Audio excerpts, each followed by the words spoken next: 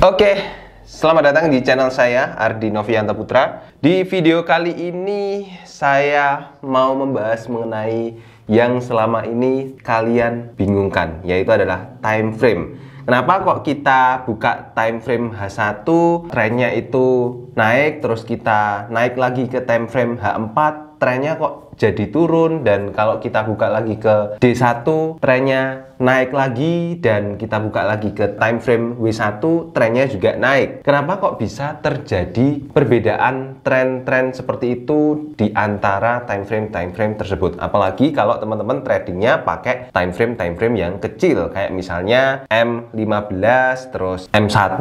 Nah, kita akan bedah ya mengenai time frame ini di sini. Tapi sebelumnya ada kabar gembira ya buat teman-teman yang pengen belajar trading. Nah, untuk belajar trading ini sudah saya buatkan kelas trading yang isinya materinya itu sangat komplit sekali. Ada psikologi tradingnya, terus pengenalan mengenai trading secara dasar, lalu analisa teknikalnya itu seperti apa, dan juga nanti teman-teman bisa mengenal juga mengenai istilah-istilah trading juga. Nah, di dalam kelas ini juga nanti teman-teman akan kita gabungkan ke dalam grup yang nantinya kita bisa belajar bareng-bareng di grup tersebut. Untuk aksesnya saat ini itu memang belum di launching ya kelasnya, cuman teman-teman bisa dapat harga spesial kalau teman-teman daftar waiting list di link yang saya kasih di kolom deskripsi video di bawah ini. Silahkan teman-teman langsung daftar waiting list di situ ya. Oke, jadi kita kembali ke materi pada video kali ini. Nah, kenapa kalau kita merubah-rubah time frame kok ternyata trennya itu bisa berbeda-beda seperti itu? Jadi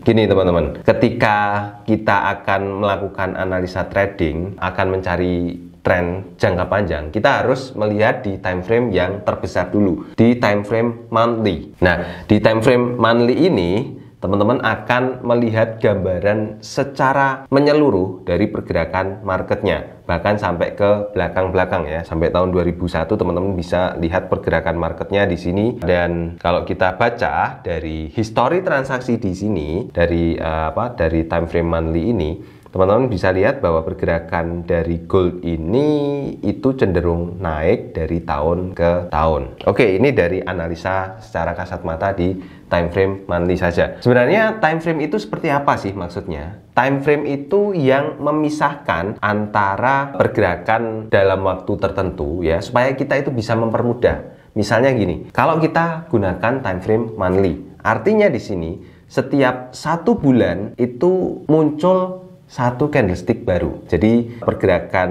harga di dalam satu candlestick itu dia bergerak selama 1 bulan, naik turun, nanti tergambarkan ke dalam satu candlestick saja. Nah, seperti ini ya. Kalau tak perbesar akan jadi seperti ini. Nah, ini itu merupakan gambaran pergerakan harga selama 1 bulan. Kemudian belakangnya lagi, ini bulan yang kemarin. Belakangnya lagi, ini 2 bulan yang lalu. Nah, jadi kalau kita gunakan time frame monthly ini ya otomatis kita nunggunya sangat lama ya, karena setiap perpindahan satu candlestick itu perpindahannya 1 bulan. Tapi kelebihan dari time frame monthly ini, kita bisa melihat pergerakan harga itu secara menyeluruh dari depan sampai belakang, bahkan sampai sangat jauh sekali ke belakang ya. Nah, ini kita manfaatkan untuk melihat tren jangka panjangnya. Oke, sebelum masuk ke situ, ketika kita rubah ke time frame W1, kalau kita tadi lihat di time frame monthly pergerakannya itu cenderung untuk sideways, dan kita rubah ke W1 pergerakannya itu cenderung untuk turun, kemudian kita rubah ke D1 lagi, oh ya ini pergerakannya juga turun, cuman masuk ke area support di sini. Lalu setelah itu kita turun lagi ke H4 ya, ke H4 kita lihat, oh ini ternyata marketnya turun dan mantul di area support, dan sekarang sedang mengalami koreksi. Nah, setelah itu kan kita dari W1, D1, H4, kemudian H1 di sini, ini juga masih trennya itu masih turun ya. Jadi kesimpulannya dari 4 time frame ini pergerakan harganya kan turun semua. Berarti untuk tren itu bisa disimpulkan bahwa trennya itu sedang turun. Kenapa kok bisa berbeda-beda seperti itu ya? Dari W1 dengan MN itu bisa berbeda seperti itu. Karena gini, di time frame monthly, kalau kita rubah ke time frame weekly atau mingguan, artinya dalam satu candlestick di time frame monthly ini akan dipecah menjadi 4 time frame ini. Makanya pergerakannya itu akan berbeda. Kita lihat pergerakannya menjadi berbeda. Ibaratnya ketika kita merubah dari time frame monthly ke time frame weekly ini, sama saja kita ngezoom, melihat secara lebih dekat dari pergerakan market tersebut.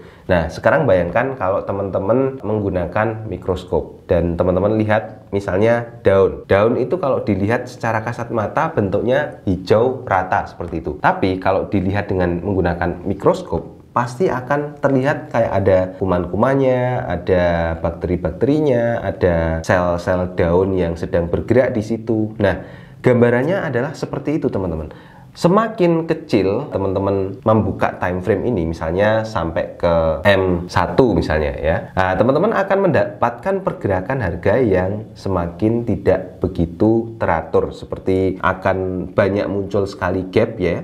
Kalau teman-teman perhatikan di sini antara pembukaan dan penutupan candle itu tidak sejajar, jadi ada beberapa gap yang harus ditutupi di time frame M1 ini. Sedangkan kalau teman-teman buka di time frame H1, kebanyakan antara pembukaan dan penutupan harga ya dari candlestick itu posisinya itu sejajar. Jadi dari sini bisa kita simpulkan, kalau kita analisa, kita lihat dulu dari time frame bulanan, kita lihat tren jangka panjangnya seperti apa. Misalnya, oh di bulan ini berarti dia sedang ada di sideways, kemudian kita turunkan ke weekly, oh dia turun, cuman turunnya itu sedang ada di area support ya. Lalu kita turun lagi ke daily, dan di daily kita juga melihat hal yang sama seperti di weekly ya. Lalu kita turun lagi ke H4 ya. Di H4 ini juga kita mendapatkan kesimpulan yang sama dengan di daily, dan di H1 juga kita masih mendapatkan kesimpulan yang sama. Artinya di sini kita bisa menunggu, atau bahkan kalau memang dia ada di area support ya, kita bisa melakukan open posisi buy dengan mencari take profitnya di area resisten terdekat, misalnya di area sini. Kemudian coba kita lihat di market yang lain yang kemungkinan marketnya pergerakannya itu berbeda ya. Kita lihat di Euro USD ya. Di sini kalau di time frame monthly di Euro USD ini harganya cenderung turun ya. Kemudian kita rubah lagi ke time frame weekly. Oh, ternyata harganya sedang mantul naik. Nah, ini sudah berbeda lagi ya.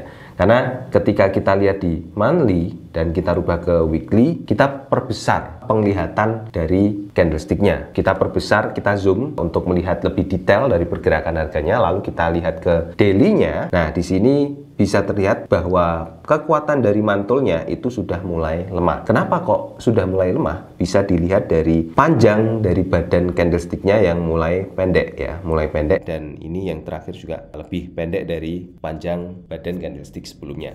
Lalu ketika kita itu trading di daily, sebaiknya kita open posisi di H1, karena di H1 ini untuk satu hari itu ada 24 candlestick, dan 24 candlestick itu cukup lah ya untuk kita melakukan analisa ya. Nah, bisa dilihat di time frame H1 di sini, oh ternyata marketnya sedang sideways ya. Berarti kalau kita lihat di D1 di sini ternyata marketnya itu sedang, ibaratnya dia mau naik terus sudah mulai balik arah turun ya. Nah, di time frame H1 ini kita bisa melihat lebih jelas pergerakannya ya. Jadi selama 2 hari ini ternyata marketnya sedang sideways. Nah, ketika marketnya sedang sideways seperti ini, kita tinggal menunggu saja. Menunggunya di mana? Ya di area support dan resisten tentunya. Support itu ada di area sini, sekitar sini sampai sini. Jadi teman-teman bisa mungkin memasang jebakan sell di sini atau di luar sini. Lalu area resistennya ada di area sini sampai sini, dan teman-teman bisa memasang jebakan buy di luar atau di atas dari sini. Agak kasih jarak ya, supaya ketika harganya itu sampai di area support atau resistennya, dia benar-benar konfirmasi bahwa harganya akan tembus di situ.